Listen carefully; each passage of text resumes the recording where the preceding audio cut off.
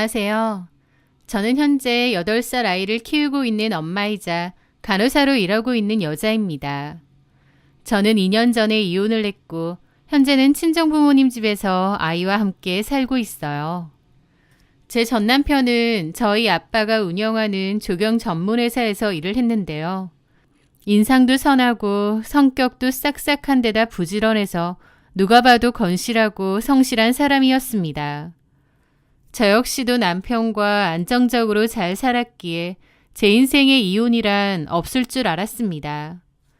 그런데 참 어이없게도 급작스러운 이혼을 하게 되었는데 그 과정에서 온 동네가 뒤집어지는 사건이 있었습니다.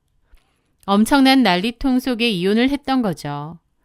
저에게 어떤 사연이 있었는지 지금부터 들려드리려 합니다. 저는 남편과 새로운 동네로 이사를 하게 되었어요. 그리고 아이를 그 동네에 있는 유치원에 보내게 되었습니다. 아침에 아이를 데리고 등원 차량을 타러 나갔는데요. 같은 유치원 버스를 기다리는 엄마들은 등원 버스가 오기 전 삼삼오오 모여서 이야기를 나누곤 했죠. 저는 이사 온 지도 얼마 안 됐고 아이가 유치원에 다닌 지도 얼마 안 됐으니 아는 사람이 없었습니다. 그래서 그냥 조용히 아이랑 서서 버스를 기다리곤 했어요. 그런데 그중 한 아이 엄마가 저에게 말을 걸었습니다. 안녕하세요. 안녕하세요. 얘가 주영이죠? 네, 맞아요. 안녕 주영아, 나는 지우 엄마야. 너 우리 지우랑 같은 반이라며? 우리 지우가 너랑 친해지고 싶대. 그 아이 엄마는 친근하게 말을 걸어주더라고요. 그 아이 엄마는 자기 이름이 강나래라고 했습니다. 얼굴도 웃는 상에다가 성격도 밝아서 항상 주변에 엄마들이 많은 그런 사람이었어요. 낯을 가리는 저와 달리 나래 씨는 제게 먼저 다가와 말을 걸어주고 또 다른 엄마들도 소개해 주더라고요. 나래 씨는 저와 동갑이었는데 심지어 같은 아파트에서도 같은 동에 살고 있었습니다. 그녀는 15층, 저는 6층이었죠. 아침마다 만나다 보니 이런저런 대화를 많이 나누게 되었는데요. 나래 씨의 남편은 회계사라고 했고 나래 씨는 전업주부라고 하더라고요. 저희는 급속도로 친해졌습니다. 나래 씨는 유치원 엄마들 단체 채팅방에 저를 초대해 주었고 엄마들끼리 커피라도 마시러 갈 때면 꼭 저를 챙겨서 같이 가자고 해주었죠. 나래 씨가 다른 엄마들을 소개해준 덕분에 아는 친구 엄마들이 많아졌지만 그래도 저는 유독 나래 씨랑 친했습니다. 아이들도 같은 유치원, 같은 반이고 나래 씨와 저도 같은 동에 살았기에 마주치는 일이 많았고 또 아이들끼리도 친하다 보니 거의 매일같이 얼굴을 보며 지냈거든요. 나래 씨와 함께 장을 보기도 하고 아이들 하원 후에는 아파트 놀이터에서 아이들은 놀게 하고 수다를 떨기도 했죠. 대화를 나누다 보면 성격도 잘 맞았고 같이 있으면 즐거웠습니다. 좋은 인연이자 친구가 생겼다고 생각했고 제 마음속에선 나래 씨를 깊이 의지하게 되기도 했죠. 그리고 자연스럽게 가족 간의 교류도 잦아졌습니다. 나래 씨 제안으로 주말 저녁에 함께 부부 동반 모임을 가졌는데요. 제 남편과 나래 씨의 남편인 경호 씨도 코드가 잘 맞는지 금방 친해지더라고요. 형님, 동생 하면서요. 아이들도 유치원에서 둘도 없는 단짝이 되었죠. 그래서 주말마다 함께 공원으로 나들이를 가거나 서로의 집을 오가며 저녁 식사를 하는 그야말로 이상적인 이웃이자 친구가 되었습니다. 저는 남편에게 나래 씨가 나한테는 참 고맙고 좋은 인연인 것 같아. 이렇게 잘 맞기 쉽지 않은데. 라고 말할 정도였습니다. 그런데 어느 날부터인가 그 완벽했던 일상에 미세한 균열이 생기기 시작했습니다. 그날은 제가 볼 일이 있어서 나갔다가 들어올 때였습니다. 아파트 1층에서 엘리베이터를 기다리는데 엘리베이터가 15층에서부터 내려오더군요. 15층이길래 자연스럽게 나래 씨인가 생각하며 맞다면 같이 커피나 한잔 해야겠다 생각했는데 띵 소리와 함께 문이 열리자 안에서 내린 사람은 뜻밖에도 제 남편인 겁니다. 순간 벙찌더라고요. 남편도 제가 1층에 서 있으니 당황하고요. 뭐야, 당신이 왜 15층에서 내려와? 회사에 있어야 할 사람이 여긴 왜 있고, 회사 안 갔어? 출근했지. 근데 뭐 집에 놓고 온 게 있어서 지금 다시 회사 가려는 중이야. 근데 왜 15층에서 내려와? 내가 보니까 15층에서 내려오더만. 그게 내가 딴 생각을 하다가 버튼을 잘못 눌렀나 봐. 이게 무슨 말도 안 되는 소리인가요? 1층으로 내려오는 사람이 15층을 왜 잘못 누르겠나요? 뭔가 말이 앞뒤가 안 맞고 이상하더라고요. 15층을 잘못 눌렀다고? 저는 표정이 굳었는데 남편 하는 말이 내가 조만간 경호 형님이랑 술 한잔 해야겠다 생각했거든. 그러다 보니 별 생각 없이 15층을 누른 거야. 나도 깜짝 놀라서 다시 내려온 거 있지.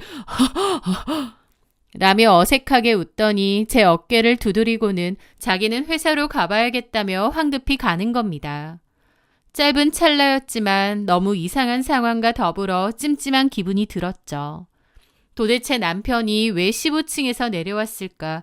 아무리 생각해도 이해가 안 됐습니다. 실수로 눌렀다는 것도 뭔가 말이 안 되고요. 제 마음속 의심의 불씨가 시작된 순간이었죠. 그런데 며칠 뒤 제 의심에 불을 지피는 사건이 또 일어났습니다. 유치원에서 제 아이와 나래 씨의 아인 지우가 다투게 된 거예요. 저희 아들이 지우를 밀게 되었고 지우가 뒤로 넘어지면서 책상에 팔을 부딪혔다는 겁니다.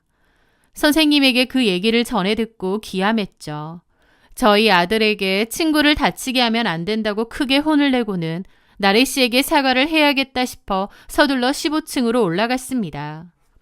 초인종을 눌렀는데 우당탕 하는 소리가 들리더니 한참 뒤에야 누구냐는 소리가 들리더라고요. 누구세요? 나야, 나래 씨. 잠시만. 그리고 잠시 후 평소와 달리 조금 헝클어진 모습의 나래 씨가 문을 열었습니다. 엄청 급하게 온 느낌으로요. 갑자기 무슨 일로? 지우는 학원 갔어? 그럼 아직 못 들었나 보다. 선생님 전화 안 왔지? 뭘? 실은 우리 주영이가 지우랑 유치원에서 다퉜나 봐. 그러다가 주영이가 지우를 좀 밀쳤던 모양이야. 지우가 넘어지면서 책상에 부딪혔다네. 이를 어째. 너무 미안해. 우리 주영이 혼쭐을 내놨어. 진짜 미안해, 나래씨. 그런 일이 있었구나. 지우 많이 놀랐겠다. 뭐 괜찮아. 애들 놀다 보면 그런 일 있지. 그런데 나래씨가 뭔가 제 이야기에 집중을 못하고 자꾸 집안을 힐끔거리고 불편해 보이는 겁니다. 그러다가 집 안에서 쿵 하는 소리도 들리더라고요. 그 모습에 나래씨도 몹시 당황하고요. 집에 누가 있어? 아니, 아무도 없어. 우리 고양이 키우잖아. 고양인가 보지. 근데 나 지금 씻으려던 참이라 이제 그만 가줄래? 애들끼리 싸운 거 뭐 어쩔 수 없지. 괜찮아. 나래 씨는 저를 집 안으로 들이지도 않고 서둘러 문을 닫으려 하더라고요. 저는 알겠다고 하고 돌아서는데 닫히는 현관문 틈으로 보이는 신발 하나에 심장이 덜컹했습니다. 왜냐면 짧은 순간이었지만 분명 저희 남편의 운동화처럼 보였거든요. 어라? 하던 그 찰나에 문이 닫혔고 저는 좀 벙찌는 기분이었죠. 집으로 돌아오는 내내 제 머릿속에는 뭐지? 궁금증만 가득했습니다. 물론 그 운동화가 인기 있는 신발이다 보니 나래 씨 남편 신발일 수도 있겠죠. 하지만 얼마 전 일도 그렇고 묘하게 자꾸 기억에 남더라고요.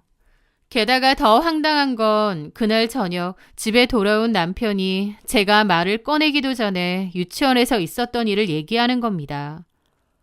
주영이 교육 어떻게 시키는 거야? 나래씨 아들 밀었다며? 그런 손버릇 아주 안 좋아. 주영이한테 제대로 일러도. 그 말을 듣는 순간 온몸에 소름이 돋았습니다. 그 일을 어떻게 알아? 어? 너무 당황하더라고요. 남편은 이제 막 퇴근해서 들어오는데 그걸 어떻게 알고 저에게 묻나요? 제가 어이없어서 보고 있으니 남편이 그러는 겁니다. 아, 들었지. 아까 퇴근길에 아파트 입구에서 우연히 나래 씨랑 마주쳤거든. 나래 씨가 얘기하던데 너무 신경 쓰지 말라고. 라고 어물쩍 넘어갔지만 당연히 그 말은 믿을 수가 없었습니다. 엘리베이터에서의 우연, 아파트 입구에서의 우연, 세상에 이렇게 많은 우연이 있을 수가 있나 싶더라고요.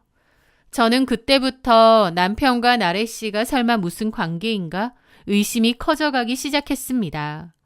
모든 정황이 분명 무언가가 있다고 말을 하는데 중요한 건 물증이 없다는 거였어요. 그날 이후 저는 밤마다 잠을 이룰 수가 없었습니다. 남편과 나래 씨가 눈이 맞았나 생각하니 도저히 잠이 안 왔죠. 의심이 확신이 된 저는 남편의 뒤를 몰래 캐보려 했습니다.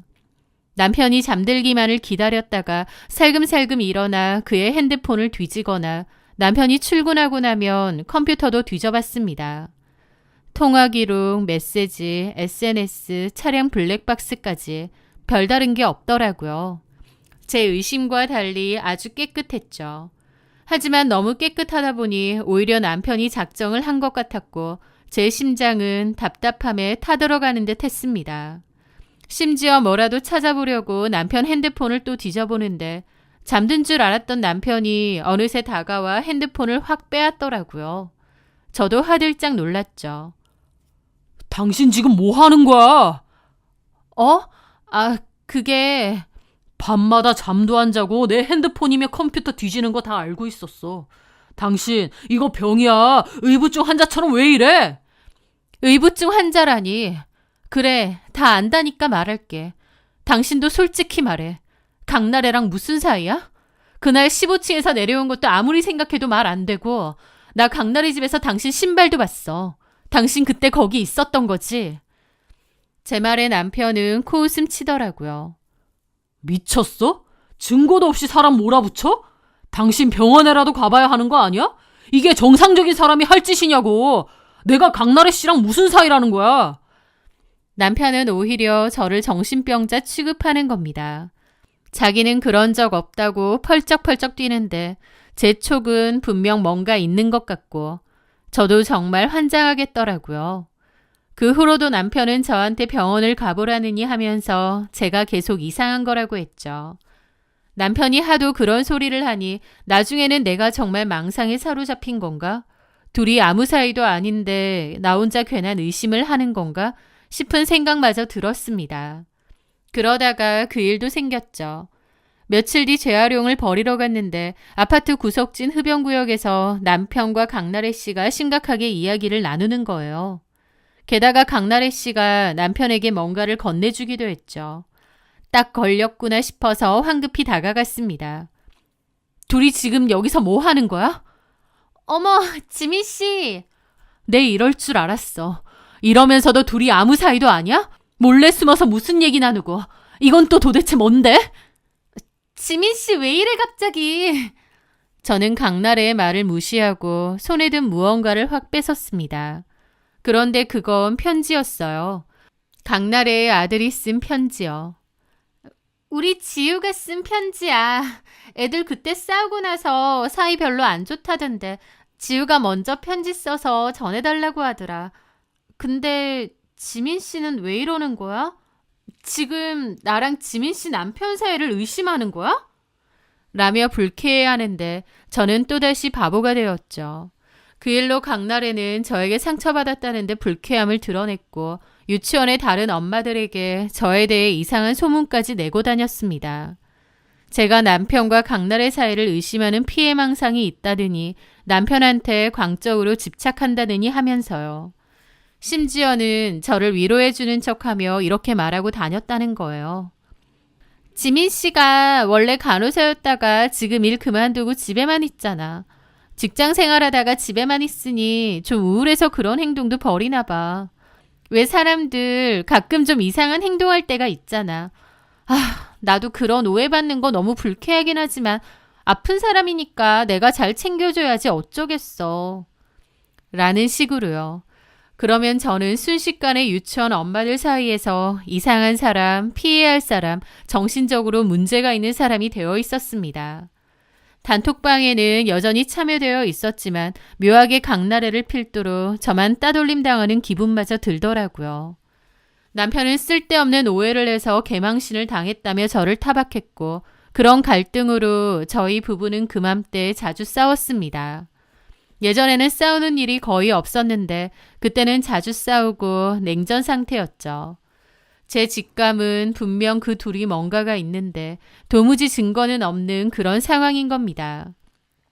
그러던 어느 날 남편이 제게 여행을 가자고 제안하더군요. 이렇게 자주 싸우는 건 문제 있다고 아이는 어머님에게 맡기고 둘이서 머리 좀 식히고 오자는 거예요. 저는 알겠다고 했습니다. 당연히 저도 제 생각이 다 오해였기를 바랬죠. 누구보다 더요. 어쩌면 정말 내가 너무 예민해서 나래 씨와 내 남편을 의심했던 건 아닐까 하는 생각도 당연히 있었습니다. 그렇게 화해를 위한 여행을 가게 되었어요. 여행 가는 차 안에서 남편은 예전 연애 시절처럼 다정하게 굴더군요. 블루투스로 휴대폰을 연결해 제가 좋아하는 발라드를 틀어주었고 제 손을 잡으며 앞으로 싸우지 말자 이렇게 둘이서만 다닌 게 얼마만이냐며 웃더라고요. 저는 애써 웃으며 고개를 끄덕였지만 마음 한구석의 찜찜함은 쉬 가시지 않았습니다. 그렇게 한참을 가다가 남편이 화장실을 가야겠다고 휴게소에 들르자고 하더라고요. 저는 별로 가고 싶지 않아서 혼자 갔다 오라고 했습니다. 화장실 앞에 차를 댄 남편은 화장실 갔다가 먹을거리도 좀 사오겠다고 했죠. 그렇게 저는 남편을 가만히 기다리고 있었는데요. 그런데 남편은 차에 연결해 두었던 휴대폰 블루투스 연결이 끊어지지 않았다는 사실을 몰랐던 모양입니다. 잠시 후 차 안 스피커에서 전화 연결음이 요란하게 울렸거든요. 차량 화면에는 김 부장님이라는 이름이 떴습니다. 김 부장님이면 저희 아빠 회사에서 오래 근무하신 분이거든요.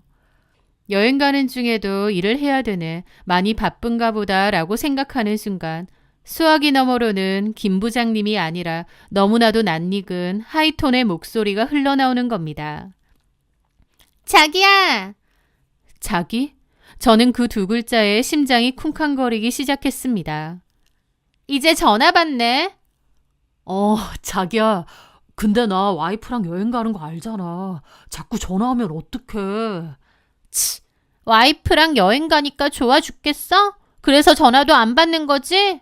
걔도 좋아해? 기분 풀어주러 가는 거 알잖아.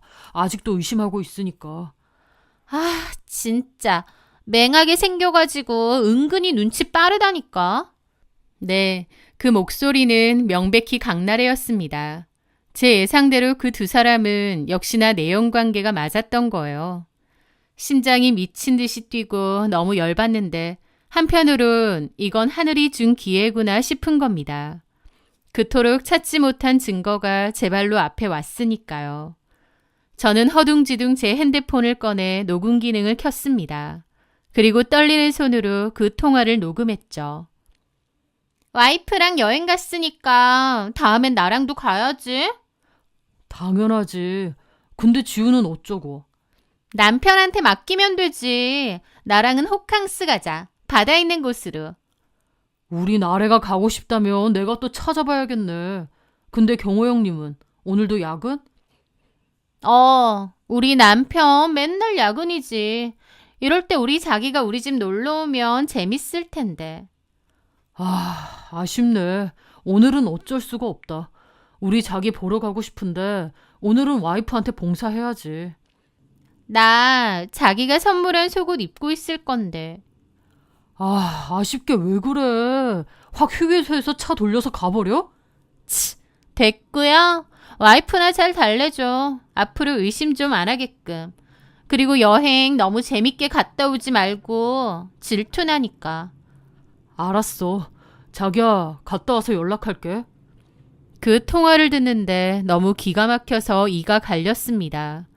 통화가 끝나고 저도 녹음을 마치자마자 운전석으로 자리를 옮겼어요. 그리고 차 시동을 걸어 그대로 출발했습니다. 한 5분 정도 달리다 보니 남편에게서 전화가 오더군요. 주차장으로 왔는데 차가 없으니 식겁해서 전화를 했겠죠. 저는 코웃음 치며 전화를 받았습니다. 여보, 차 어딨어? 차가 안 보여. 나 집에 가고 있어. 뭐라고? 너랑 강나래랑 통화하는 거 아주 잘 들었다. 블루투스 연결된 줄도 모르고 아주 신났더라. 나보고 의심병? 지랄하네. 너랑 강나래는 이제 아주 뒤졌어. 여보! 저는 통화를 끝낸 후 갓길에 차를 세웠습니다. 그리고 떨리는 손과 마음을 좀 진정시켰죠. 그리고 곧바로 유치원 엄마들 단체 채팅방에 두 사람의 대화 녹음 파일을 올려버렸습니다. 그리고 짧은 글을 덧붙였습니다. 저를 이상한 사람 만들면서 걱정해주던 강나래 씨의 실체입니다. 다들 들어보세요 라고요. 사진은 떨렸지만 제 마음은 놀랍도록 차분하더군요. 그리고 곧바로 나래 씨의 남편인 박경호 씨에게도 파일을 보냈습니다. 아내분과 제 남편의 통화 내용입니다. 라고요. 그렇게 모든 것을 전송하고 집으로 돌아오는 내내 제 휴대폰은 불이 나기 시작했습니다. 저는 싹 무시하고 운전에만 집중했습니다. 머릿속은 터질 듯이 복잡했죠. 집으로 돌아오자마자 확인한 단톡방은 그야말로 생난리가 나 있었습니다.